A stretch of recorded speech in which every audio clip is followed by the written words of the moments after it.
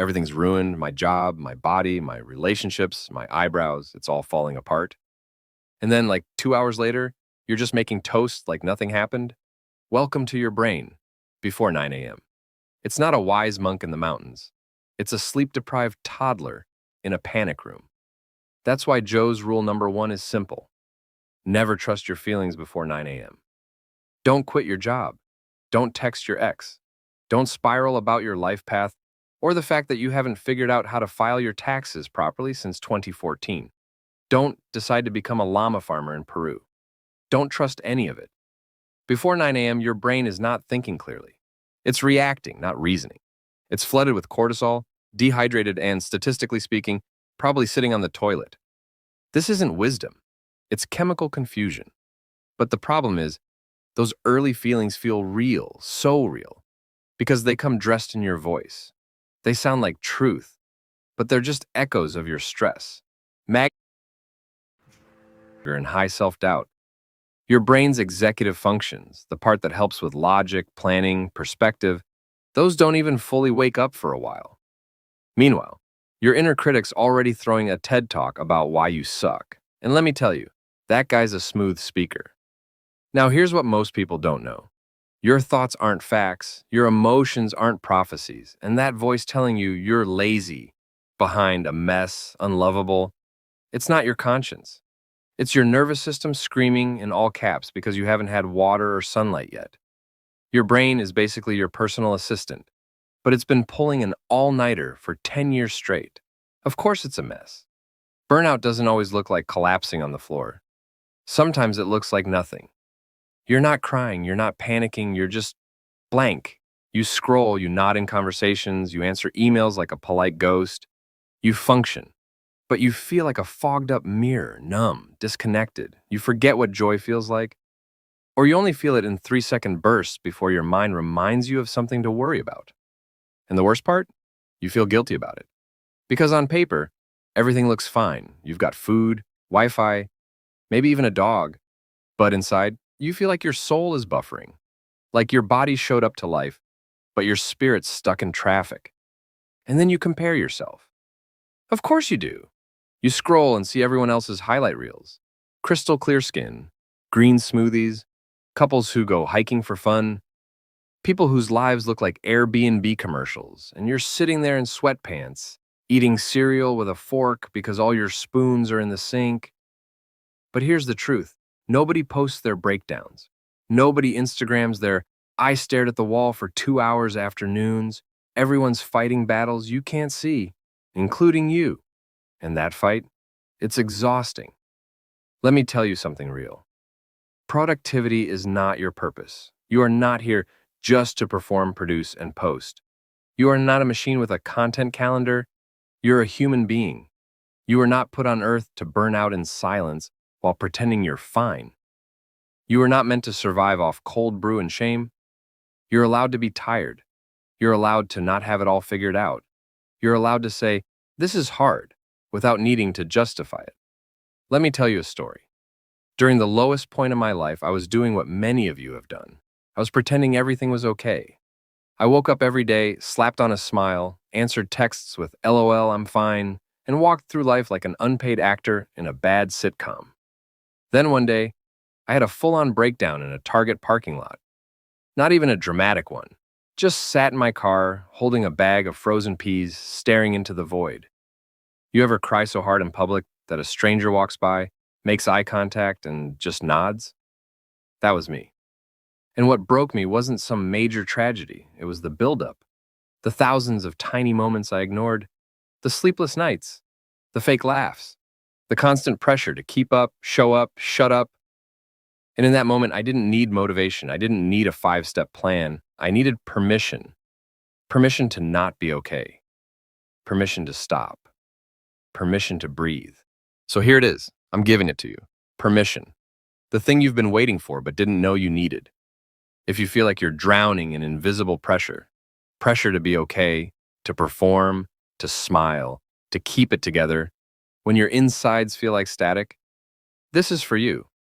If you're exhausted but can't sleep, Wired but empty. If your body lies still but your brain is doing cartwheels through every failure, every awkward moment from middle school to last week, this is your permission slip. If you're surrounded by people but still feel like no one actually sees you, if your phone lights up but none of the messages feel like home, this is yours. You don't need to earn rest. You don't have to check enough boxes or suffer loud enough to deserve a break. You don't need to accomplish peace like it's some prize for finishing a race.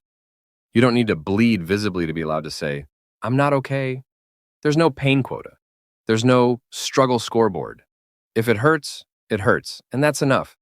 You don't need to prove your pain is valid. It already is. You don't need to justify why you're struggling. That's the whole point. It's struggle. It doesn't ask for permission. It just shows up, heavy and uninvited. You're allowed to feel what you feel. Sad, tired, angry, numb, scared, grateful, confused, all in the same hour. You're allowed to take care of yourself even if nobody claps for it. Especially if nobody claps for it, because those are the moments that matter most. When no one sees the effort but you keep showing up anyway. When you choose a walk over a breakdown. When you make your bed even though you didn't want to get out of it. When you eat something other than coffee and anxiety. That's self-respect in action. That's quiet courage. That's the kind of healing no one puts on Instagram. And if you're wondering how to fix it, don't. Not yet. Don't start with fixing. Start with noticing. We jump to solutions because we're terrified to feel. But healing isn't a math problem. It's not something you solve. It's something you sit with. Start by noticing when your thoughts get mean, not just critical, cruel. The ones that whisper, you'll never get it together, or everyone's ahead of you. Those aren't facts. They're fear, wearing your voice like a mask. Notice when your chest gets tight, your shoulders rise to your ears, your breath turns shallow. That's your system flaring up. That's your body trying to protect you from a threat that probably doesn't exist right now. Notice when your energy dips, when scrolling stops feeling like a break and starts feeling like an escape hatch. Notice, not judge, because awareness is the beginning of agency. And when that happens, when your mind spins out or your heart clenches or you forget how to feel anything at all, you don't need to panic. You don't need to power through. You don't need to fix everything. You just need to ground yourself. You need to get back to now. Here's how. Start small. Drink a glass of water. Not because it's a cure-all, but because it's a signal to your body. I'm here, I care. Put your phone down. Not forever, just long enough to remember what silence feels like. Step outside. Let the sun hit your skin like a reset button. Touch something real. The bark of a tree. The floor under your feet. The weight of your own breath. Breathe in for 4. Out for 6. Again. Your nervous system doesn't need a motivational quote. It needs calm. It needs evidence that it's safe, that you are safe. It needs you to stop running and whisper, I've got you. I'm not abandoning you even when you're messy. Want to be more focused? Want to stop doom scrolling your brain into a black hole every morning? Start here. Don't check your phone the second you open your eyes. Just don't. I know it's hard. Your phone is your alarm, your window to the world, your security blanket. But for the first 10 minutes, try this. Protect your peace. Protect your bandwidth.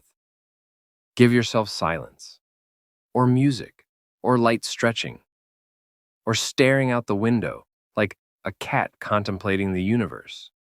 Doesn't matter what. Just let the world wait, because those first moments set the tone. If chaos gets in first, you're chasing it all day. But if you set the tone, stillness, breath, presence, you carry that with you.